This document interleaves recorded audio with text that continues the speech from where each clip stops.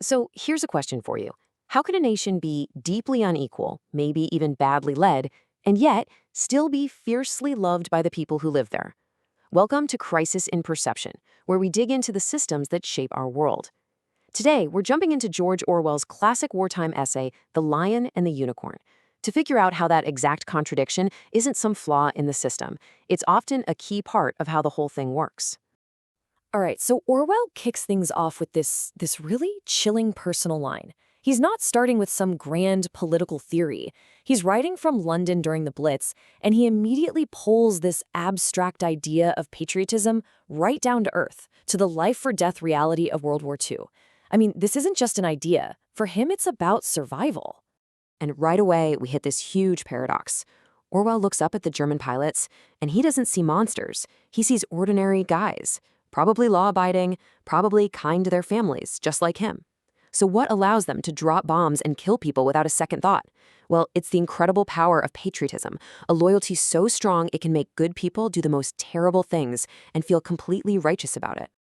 So to figure out how this powerful force works in his own country, Orwell starts by painting this picture of the English national character. And what he sees is a character that's just loaded with fascinating, deep-seated contradictions. You know, on the surface, he describes this really gentle, almost quaint civilization. It's a nation of flower lovers and hobbyists, people who value their privacy, who believe in the rule of law, and who genuinely hate war. He points to things as simple as polite bus conductors or unarmed police as proof of this really deep-rooted mildness. But then, and this is a huge but, Orwell immediately flips that coin over.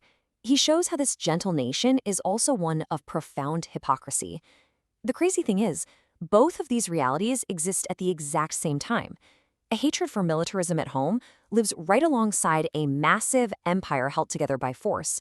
A belief in the law is perfectly compatible with the quiet understanding that there's one set of rules for the rich and another for the poor. It's a land of mild manners that still has these incredibly savage punishments. And that brings us to the biggest contradiction of all, the one that, by all logic, should just tear the whole country apart. And that is class. Let's dig into how Orwell unpacks this. Yeah, Orwell really doesn't pull any punches here. He's not just saying there's some inequality. He's saying that economically, England isn't even one country, it's two. He sees this massive divide between the rich and the poor as the nation's single most defining, most grotesque feature. So here we are. This is the central puzzle, isn't it? If the nation is so fundamentally split, so profoundly unfair, what on earth is holding it all together? What force could possibly be stronger than all that resentment that comes from such deep inequality? And this number, wow, this just says it all. When the threat of invasion got real, more than 1 million men volunteered in a single month to defend their country. And get this, they weren't just defending their homes. They were volunteering to defend a system run by the very same privileged elite Orwell was criticizing. In that moment of crisis, national loyalty just completely wiped out class anger. So how does that work? How is that even possible? Well, to explain this incredible unifying force, Orwell offers up this really brilliant and powerful metaphor. This is the question everything's been leading up to. How does a society that's just riddled with hypocrisy and injustice suddenly pull together and act as one solid unit when an enemy comes knocking? And here it is. Orwell's great insight is that a nation isn't like a business or a political party. It's like a dysfunctional family. And this one image is the key to unlocking all the contradictions we've been talking about. And when you think about it, the metaphor is just perfect. A family can be terribly unjust, right? It can have the wrong people in charge, deep resentment simmering between everyone, all these shameful secrets that nobody ever talks about. But what happens when a hostile neighbor starts throwing rocks at the house? The family unites. The internal fights get put on pause, and they present this solid front to the outside world. Okay, so this is the crucial part. We can look at this not just as a nice metaphor, but as what it really is, a system. Patriotism isn't just a warm, fuzzy feeling. It's a kind of social technology that serves a very specific function. It's a system for turning all that internal conflict into external unity. A great way to think of it is as a kind of social wallpaper. It doesn't actually fix the deep structural cracks in the wall, the class divisions, the injustices, but it papers right over them, creating this smooth surface of unity that makes the whole building feel solid, especially when it's under pressure from the outside. And, this system is incredibly resilient. And that's because it's not just something that's taught in schools or in political speeches. It's lived. It gets reproduced every single day in 1,000 tiny ways. In shared memories, common jokes, a love for the same gloomy Sundays or the same kinds of food, people perform their national identity all the time, often without even realizing they're doing it. So here's the real takeaway.